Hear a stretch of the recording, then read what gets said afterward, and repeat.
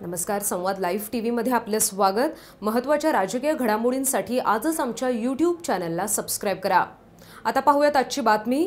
कालपर्यंत ज्यांच्यावर टीका केली आज त्यांच्याच मांडीला मांडी लावून बसणारे स्वाभिमानी कसले, अशी जळजळीत टीका मुख्यमंत्री देवेंद्र फडणवीस यांनी राजू शेट्टींचं नाव न घेता केली आहे। सांगली जिल्ह्यातील जतच्या संख इथं देवेंद्र फडणवीस यांनी महायुतीचे उमेदवार संजय काका पाटील यांच्या प्रचारासाठी विजय संकल्प सभा घेतली।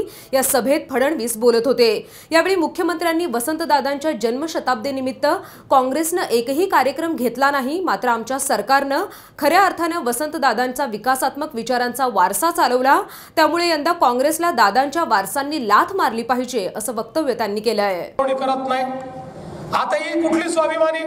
कालपर्यंत ज्यांना तोंड भरून शिव्या दिल्या, ज्यांच्या विरुद्ध राजकारण उभं केलं, ज्यांच्या विरुद्ध चोर म्हटलं, डाकू म्हटलं, लुटेरे म्हटलं, ज्यांनी पश्चिम महाराष्ट्र लुटला असं रोज भाषण केलं, आता त्याच्याच मांडीला मांडी लावून तुम्ही बसलात। तुम्ही कसले स्वाभिमानी? स्वाभिमानी तर आम्ही आहोत की या ठिकाणी संघर्ष करून आज सत्तेच्या विरुद्ध नवीन सत्ता तयार केली आणि जे इथले प्रस्थापित होते त्या प्रस्थापितांना विस्थापित केलं आणि तुमच्या सारख्या विस्थापितांना प्रस्थापित करून तुमच्या भरोश्यावर सत्ता तयार केली। जी सत्ता तुमची आहे ही कुण्या धनदांडग्यांची सत्ता नाही आहे, ही सत्ताधीशांची सत्ता नाही आहे, सामान्य माणसाची सत्ता या जिल्ह्यामध्ये आणि या पश्चिम महाराष्ट्रामध्ये आणि या महाराष्ट्रामध्ये आम्ही उभी केली। त्यामुळे खरे स्वाभिमानी आम्ही आहोत। कशाला वसंतदादांचं नाव सांगता?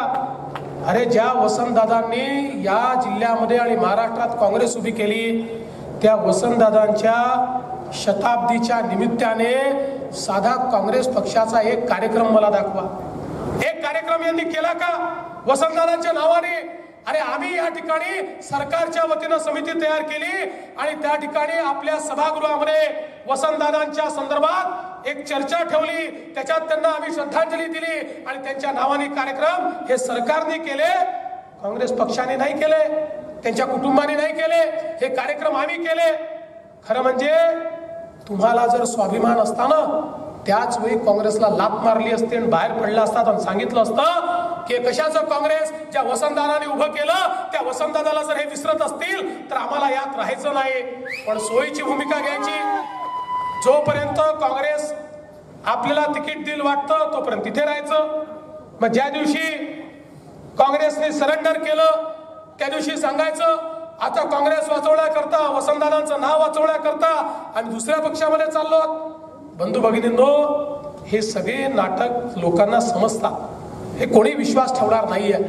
आता या जिल्ह्यामध्ये खऱ्या अर्थानं वसंतदादांनी ज्या प्रकारचं काम केलं ते काम यांनी कोणी केलं नाही। ते काम जर कोणी करत असेल तर आम्ही लोक आज करतोय। दरम्यान सांगली लोकसभेचे महायुतीचे उमेदवार खासदार संजय काका पाटील यांनी देखील काँग्रेस राष्ट्रवादीच्या आघाडीवर टीका करत आपल्याला निवडून देण्याचं आवाहन केलं आहे। तुम्ही सगळी तपासा, तुमच्या मतांचं राजकारण करत या माणसानं बाजार मांडलेला आहे। त्याला माहिती आहे धनगर समाजाच्या बाबतीमध्ये आरक्षण देताना काय भूमिका घेतली होती, बिरोबाच्या देवळापुढे नेऊन तुम्हाला काय शब्द घ्यायला लावल्या आणि पुढा मुख्यमंत्री असतील आणि या राज्यातले नेते असतील त्यांच्याकडे जाऊन वेगवेगळ्या भूमिका वठवण्याचं काम चाललंय। तुम्ही आता माझी विनंती आहे या सगळ्या गोष्टींचं भान तुम्ही ठेवलं पाहिजे। मी फार बोललं पाहिजे असं नाही। एक येतोय साहेब, मी वसंतदादांचा नातू आहे, कधी तुमच्या सुखदुःखामध्ये आला, कधी तुम्हाला भेटला, कधी तुमच्या प्रश्नांची सोडवणूक करण्यासाठी या ठिकाणी तुमच्या पुढे दिसला, कधीही नाही साहेब। 11 वेळेला वसंतदादांच्या घरामध्ये लोकसभेची खासदारकी होती, कधी माणसांना भेटावं, माणसांच्या प्रश्नाची सोडवणूक करावी ही भूमिका नाही। आणि आज मात्र जातीपातीच्या राजकारणाला घेऊन ही माणसं आपल्या पुढे येत आहेत। तुम्ही ठरवलं पाहिजे, दूध ते दूध आणि पाणी ते पाणी करण्याची क्षमता तुमच्यात आहे। तुम्ही न्याय देवता आहात, तुम्ही ते ठरवलं पाहिजे। अशा पद्धतीने संजय काका पाटील यांची प्रचार सभा पार पडली। दरम्यान यावेळी सांगलीमध्ये तिरंगी लढत पाहायला मिळणार आहे, त्यामुळे आता जनता कोणाला निवडून देईल हेच आता पाहावं लागेल। नवीन घडामोडी जाणून घेण्यासाठी पाहत रहा संवाद लाईव्ह टीव्ही। धन्यवाद।